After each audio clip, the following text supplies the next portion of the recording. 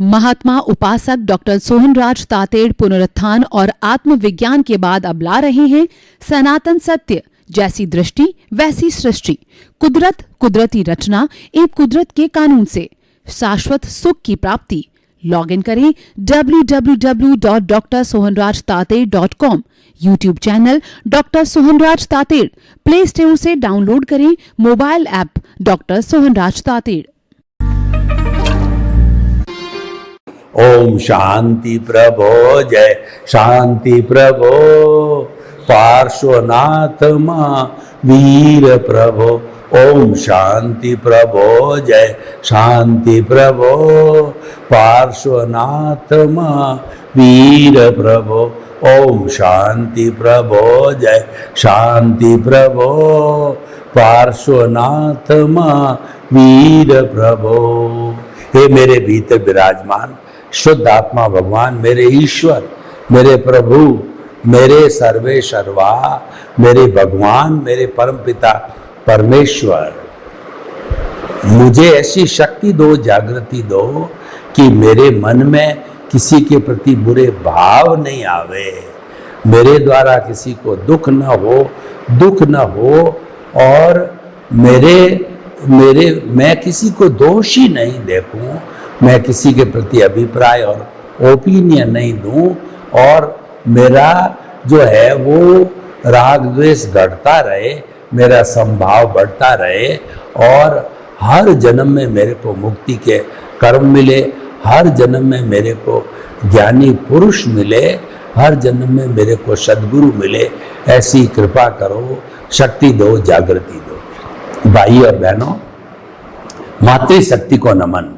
आज का हमारा अति उत्तम विषय वो है कि प्रकृति से शिक्षा ग्रहण करें। देखिए, प्रकृति हमारी माँ है, नेचर हमारी माँ होती है, वो हमको जन्म देती है, लेकिन समस्त जीवित प्राणियों को जन्म देने वाली माँ है वह प्रकृति कहलाती है।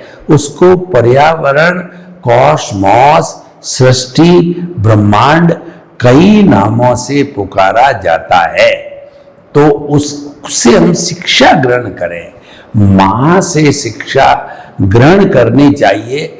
दूसरे शब्दों में कहा जा सकता है, हमारी मां होती है वो हमारी प्रथम पाठशाला होती है, यहीं से हमारा जीवन प्रारंभ होता है। मां हमको तुतली तुतली भाषा के अंदर बुलाती है, सिखाती है, उसको हम मातृभाषा कहते हैं। इसी कारण व्यक्ति को सबसे प्रिय उसकी मातृभाषा लगती है, उसके बाद राष्ट्रीय भाषा और अंतर्राष्ट्रीय भाषा होती है। वो हमारा कम्युनिकेशन का साधन होता है, अन्य लोगों से जुड़ने का साधन होता है। तो भाई और बहनों, देखिए, हम आपको ये बतलाना चाहते हैं कि ये हमारी जो प्रकृति माँ है वह, उससे हम शिक्षा कैसे ग्रहण करें, ये आज का विषय है। तो प्रकृति को हम सबसे पहले डिफाइन करते हैं कि ये समस्त जगत है वह प्रकृति है और ये प्रकृति में ही जीवन है, प्रकृति के बाहर जीवन नहीं है। यानी इस पृथ्वी पर ही जीवन है। पृथ्वी को हम वसुधा कहते हैं। वसुधा से वसुदेव कुटुंबकम बना है, यानी 7.8 अरब की जनसंख्या, 210 कंट्री के सारे लोग हैं। हम एक ही माँ से जन्मे हैं, उसका नाम वसुधा है, उसका नाम पृथ्वी है। पृथ्वी है तो हम भाई भाई हो गए, उस भाई भाई से निकल के आया भाईचारा, भातृत्व, वसुधैव कुटुंबकम, कि हम एक ही माता पिता की, एक ही ईश्वर की संतान होने के कारण हमें आपस में नहीं लड़ना चाहिए। भाई भाई कभी लड़ते हैं क्या? नहीं लड़ना चाहिए। तो इसीलिए हम उस प्रकृति से शिक्षा ग्रहण करें। क्या शिक्षा ग्रहण करनी चाहिए, वो आज का हमारा एपिसोड है।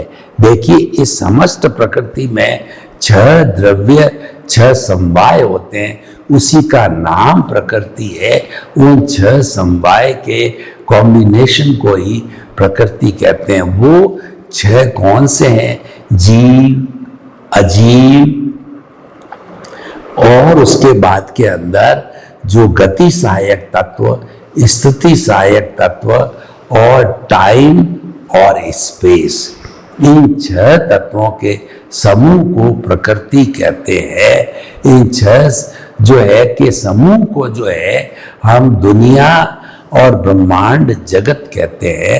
और इनकी जो अवस्था बदलती है उसको कुदरती रचना कहते हैं। और ये जिस कानून पे काम करते हैं उसका नाम है कुदरत का कानून। कुदरत का कानून क्या है? प्रकृति का कानून ही कुदरत का कानून है। प्रकृति ही कुदरत है। वो ये है कि समय पे सूर्य उगता है, समय पर अस्त होता है, रात होती है, दिन होता है, और उसके बाद में ऋतुएं आती है, सर्दी, गर्मी, बरसात, और ये सारा परिवर्तन होता है। उस परिवर्तन को हम झेलते हैं, उस परिवर्तन के अंदर हम जीते हैं। तो भाई और बहनों, हम आपको बताना चाहते हैं इस प्रकृति से हम हर क्षण शिक्षा लें। तो माता पिता होते हैं, हमारे ग्रस्त के भगवान होते हैं। भगवान पूजनीय होते हैं, वंदनीय होते हैं, स्तुत्य होते हैं। और जो बच्चे जो संस्कार ग्रहण करते हैं वो माता पिता की कॉपी करते हैं। अगर माता पिता में अच्छे गुण हैं तो निश्चित तौर से संस्कार लेकर के वो बच्चे अच्छे बनेंगे। माता पिता में अवगुण हैं, अवगुण के लिए सप्त व्यसन सबसे बड़े अवगुण होते हैं, चोरी है, जारी इत्यादि। वो अवगुण अगर माता पिता में है तो उसके संतान में भी वो अवगुण आते हैं। इसीलिए जब किसी के बच्चे पैदा हो जाते हैं उनको बड़ा सजग रहना चाहिए कि हमारी जिम्मेवारी हो गई है उनको संस्कारित करना। और संस्कार सबसे ज्यादा माता पिता के व्यवहार से आते हैं। ठीक उसी तरीके से हमारी प्रकृति माँ हमको संस्कारित करती है और हमको हमारे कर्मों के अनुसार ही जो है हमको पनिशमेंट और अवार्ड देती है, और वह संजोग जुटाती है। उन संजोगों का नाम है द्रव्य, क्षेत्र, काल और भाव। हमको कोई लाभ होने वाला है, संजोग प्रकृति जुटाएगी। हमको हानि होने वाली है, संजोग प्रकृति जुटाएगी। हमको बीमार पड़ना है, संजोग प्रकृति जुटाएगी। हमारा किसी से झगड़ा होना है तो संजोग प्रकृति जुटाएगी। किससे झगड़ा होना है?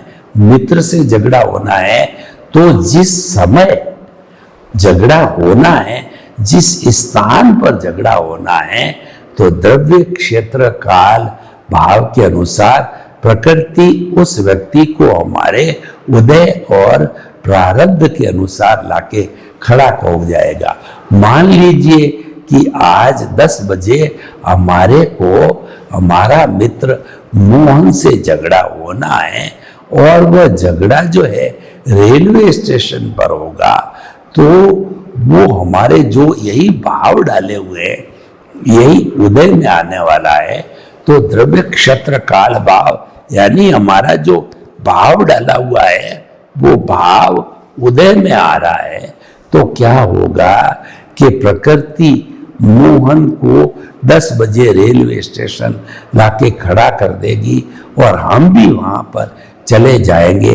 किसी बात को लेकर के मोहन से हमारी अनबन हो जाएगी और हम और मोहन लड़ पड़ेंगे। तो देखिए, द्रव्य जो है इसके अंदर मोहन और मैं हो गया, क्षेत्र हो गया रेलवे स्टेशन, काल हो गया 10 बजे का, और भाव हो गए मैंने पूर्व जन्म में भाव डाला, इस जन्म में वो उदय आ गया। आज का उदय है वो तो हमारा परिणाम है और उसका कारण है पिछले जन्म का भाव है। तो देखिए, ये सब कौन करवाती है? ये किसके माध्यम से होता है? ये माध्यम जो है सारा प्रकृति का है, हमारा मन वचन काया की जन्म से मृत्यु तक जो भी घटना एक एक क्षण की घटित होती है, चाहे अच्छी हो, चाहे बुरी हो, चाहे सुख वाली हो, चाहे दुख वाली हो, उन सब के संजोग प्रकृति माँ जुटाती है, हमारी कुदरत जुटाती है। कुदरत और प्रकृति एक ही चीज है, और उसको हम व्यक्तिगत स्तर पर लाके बात करें तो हमारे मन वचन काया प्रकृति व्यक्तिगत स्तर पे हो गया, और जो हम उसको पूरे सामूहिक स्तर पर ले जावें तो वह प्रकृति है, और दुनिया के स्तर पर बात करें तो वह हमारी कुदरत है। और उसके पर्यायवाची शब्द अलग अलग, क्योंकि पर्यायवाची शब्द जो बनते हैं अलग अलग लोगों के अलग अलग ज्ञान के आधार पर बनते हैं। जैसे कि सूर्य है वो भुवन होता है, कोई उसको भास्कर कहता है, कोई उसको सन कहता है, कोई उसको सूर्य कहता है, अलग अलग नाम लेते हैं, पर सब मिला करके वह सूर्य ही होता है जो हमको प्रकाश देता है, हमको ताप देता है, हमको विटामिन डी देता है, और हमारे मन वचन काया के काम लेने की शक्ति होती है। करण वीर्य होता है, उसको जो है करण वीर्य को वो जो है विटालिटी को बनाने वाला भी हमारा सूर्य ही है, क्योंकि सूर्य जो है it is the king of this nature माँ। तो इसीलिए नेचर माँ से हमको शिक्षा क्या लेनी है कि नेचर माँ की इतना बड़ा परिवार है, इतनी निहारिका है, इतने सूर्य है, चांद है, और इससे बाहर जावे तो कितने कितने तरीके के जो हमारा जो आलोक है उसके अंदर केवल जो है वो आकाश है, उसमें कितनी कितनी निहारिका है, कितने सूर्य चांद तारे अनेकों अनेकों होते हैं। ये लंबा विषय है, क्योंकि प्रकृति की गोद में सब कुछ छुपा है। पृथ्वी, जल, अग्नि, वायु और आकाश, ये प्रकृति माँ के 5 पुत्र कहिए और पुत्रियां कहिए, यही है।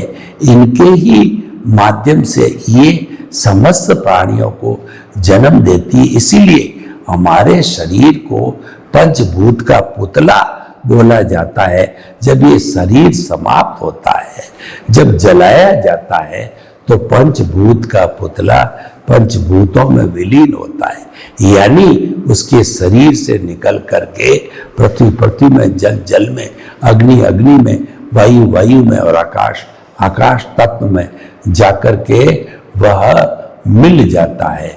तो भाइयों और बहनों, हम आपको बताना चाहते हैं कि ये सारा जो है ये हमें इससे शिक्षा लेनी चाहिए।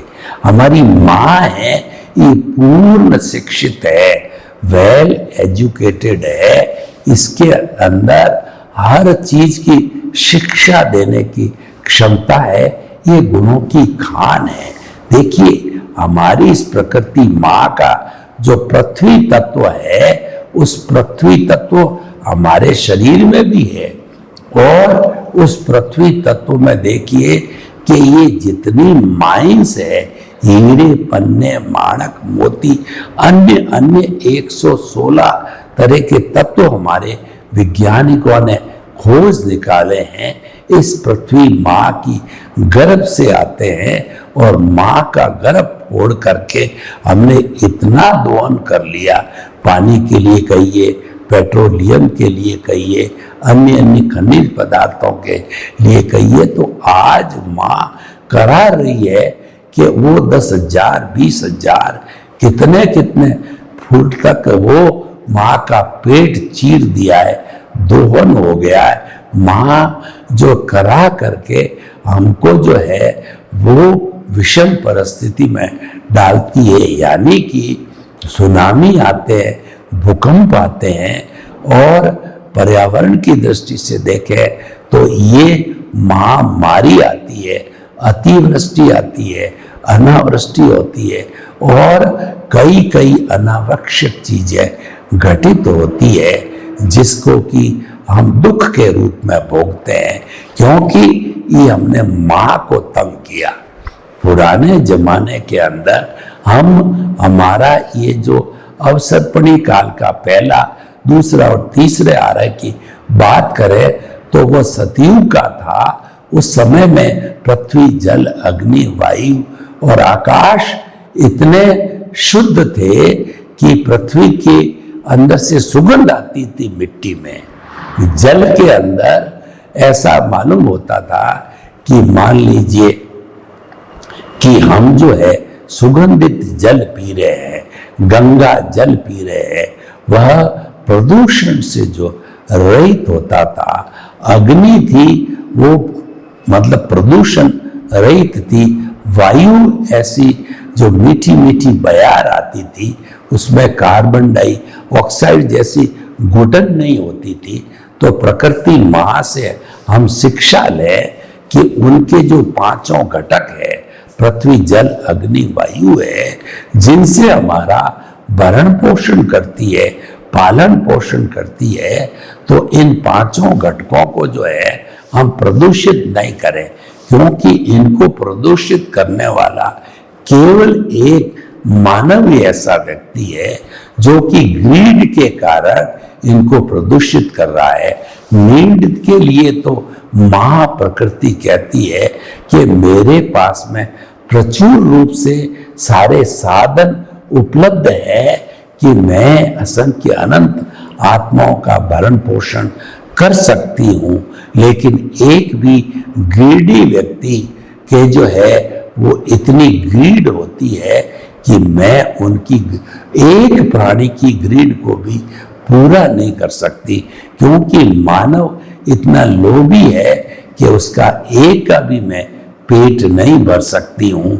अगर समस्त मेरी संपत्ति उसको दे दूं तो मानव को ये शिक्षा लेनी चाहिए, उसको इच्छा परिमाण करना चाहिए 7.8 अरब की जनसंख्या को कि जितनी हमारी आवश्यकता है उससे अतिरिक्त हम माँ का दोहन नहीं करें, क्योंकि हमारी जो रिक्वायरमेंट है, रोटी, कपड़ा, मकान, शिक्षा, चिकित्सा है, वो सारा भरण पोषण हमारे को प्रकृति माँ से ही मिलता है और हम उसका शोषण करके और हम प्राप्त करते रहेंगे तो हमको वो कैसे मिलेगा।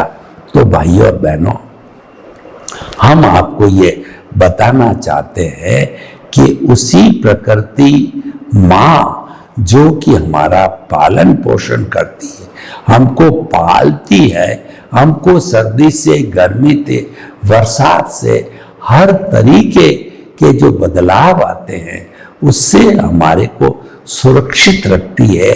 जैसे कि एक कहिए कि एक जो है वो पक्षी है, उसकी माँ है, यानी वो पक्षी रूप में माँ है, वह अपने अंडे को सेती है, उसके ऊपर कबूतरी बैठती है, किसी को हाथ नहीं लगाने देती। अंडा जब फूट जाता है, चूजा निकलता है, चूजे को घोंसले में रखती है, सर्दी से, गर्मी से, बरसात से, सभी तरीके से वो उसकी रक्षा करती है, बच्ची को उड़ाती है और उसको गिरता है उठाती है, उसको प्रशिक्षण देती है और गिर करके और जब वो पूर्ण रूप से उड़ जाता है तब वहां पर ये हमारे जो कहना चाहिए शास्त्रकार कहते हैं कि बाद के अंदर वो कबूतरी और उसका बच्चा कबूतर कभी मिलते हैं या नहीं मिलते हैं पता नहीं,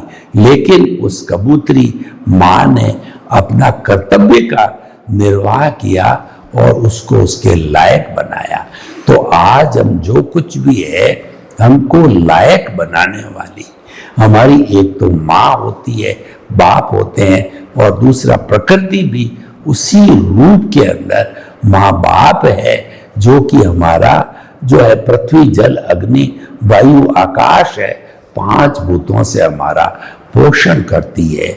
इस प्रकृति माँ से और हम क्या सीखें कि देखिए जो पेड़ है, पौधे है, वो हमको छाया देते हैं, वो हमको जो है सब्जी देते हैं, वो हमको अलग अलग तरह के फल देते हैं। ये कहाँ से आते हैं? क्या आपने कभी चिंतन किया? ये समस्त हमारी नेचर माँ से आते हैं। क्या आपने सोचा कि जो पानी हमको शुद्ध मिल रहा है, आज मिनरल वाटर भी देखिए या शुद्ध पानी देखिए, ये पानी कहाँ से आता है? ये माँ से ही आता है। ये हमारा जो समुद्र है, ये प्रकृति का भाग है। और जब धूप पड़ती है, कहाँ से आती है? प्रकृति से आती है। और उस धूप से समुद्र का पानी भाप बन करके क्लाउड्स के रूप में आता है। वही क्लाउड्स जब भर जाते हैं, पक जाते हैं, तब वो पानी बरसाते हैं। वो बरसात का अमृत का पानी गंगा जल ही माँ से आता है। तो माँ से हम क्या कितना सीखें, जो जीवन देती है, संस्कार देती है। देखिए, प्रकृति का दर्शन ही ईश्वर का दर्शन है। सबसे बड़ा संस्कार है कि भी किसी भी हिल स्टेशन पर जाइए और प्रकृति माँ को निहारिए, कल कल बहते हुए झरनों को देखिए, छल छल बहती हुई नदी को देखिए, और पेड़ जो है ग्रीनरी देते रहे, उस पर फल लटक रहे हैं, और जो पक्षी उसके ऊपर बैठे हैं, चहचहा रहे हैं, और जो पशु है वो इधर से उधर डांसिंग कर रहे हैं, नाच रहे हैं, कूद रहे हैं। सब प्रकृति माँ की गोद में, जैसे बच्चे एक माँ की गोद में खेलते हैं, तो इस प्रकृति माँ की नेचर की गोद के अंदर वो सभी खेल रहे हैं। आप जब उसको मुंह बंद करके निहारोगे तो आपको ईश्वर के दर्शन होंगे। ये प्रकृति ही ईश्वर है, ईश्वर का रूप है, और वही हमारे भीतर बैठा है। अलग से कुछ नहीं है, प्रकृति से अलग कुछ भी नहीं है। तो हम कदम कदम पर इस माँ से जो है शिक्षा ले सकते हैं कि माँ जो है प्रकृति को कितना हम गंदा करते हैं, पृथ्वी को कितना गंदा किया जाता है, कितनी उसकी सहन शक्ति है। इतनी गंदगी और बदबूदार चीजों को सहन करने के बाद भी हमको जो है घर बनाने के लिए जगह देती है, अवगाहना देती है। कितनी सहनशीलता है, पृथ्वी जितनी सहनशीलता होती है। तो ये गुण जो है हमको पृथ्वी माँ से सीखना चाहिए। और कितनी बड़ी त्याग की वृत्ति है हमारी माँ के अंदर, कि ये जितने भी जो फल देने वाले पौधे हैं, ये तरुवर फल नहीं खाते हैं और सरवर पिए न पान। उन्होंने जो जीवन धरा है, ये मनुष्य मात्र के रक्षा के लिए धरा है। ये कुछ नहीं खाते, ये कुछ नहीं पीते, ये सब हमको देते हैं। कितनी बड़ी त्याग की वृत्ति है इनकी। तो हमें प्रकृति से सहनशीलता सीखनी चाहिए, त्याग की वृत्ति सीखनी चाहिए, और ये समस्त जीवों को एडजस्ट करती है। तो क्या हम 7.8 अरब की जनसंख्या एक वसुधा की संतान होकर के साथ साथ नहीं जी सकते? जरूर जी सकते हैं। एक उदाहरण और देता हूं माँ का, कि मनुष्य का शरीर है, उसमें 60 खरब कोशिकाएं होती है, और ये 60 खरब कोशिका मिलकर के होमोस्टैटिक कंडीशन के माध्यम से मानव शरीर को जो है वो जिंदा रखती है, स्वस्थ रखती है। तो उसकी बहुत छोटी सी जनगणना की 7.8 अरब की जनसंख्या क्या जो है ये आपस में हिल मिल करके जीवित नहीं रह सकते? वसुधैव कुटुंबकम को नहीं बना सकते हैं, तो भाई और बहनों, हमको इस माँ से कदम कदम पे शिक्षा ले सकते हैं। अगर हमको जीवन में कोई शिक्षा लेनी है तो इस प्रकृति माँ से ले आओ। कुछ सीखना है तो इस माँ से सीखो। ये गुणों की खान है। हमारे जितने भी मूल्य है, ये सब मूल्य हमारी प्रकृति माँ से आने आए हैं। उस प्रकृति से सीख सीख करके हमारे ऋषि मुनियों ने जो धार्मिक ग्रंथ बनाए, वो सारे धार्मिक ग्रंथ इस प्रकृति माँ से आए। अहिंसा इस प्रकृति माँ से आए। उस अहिंसा माँ की कोख से सारे धार्मिक ग्रंथ जन्मे हैं। उस सारे धर्मों में से अगर उस प्रकृति माँ की पुत्री अहिंसा को निकाल दिया जाए तो पीछे जीरो बचेगा, यानी वो धर्म है अधर्म बन जाएगा, वो पाप हो जाएगा।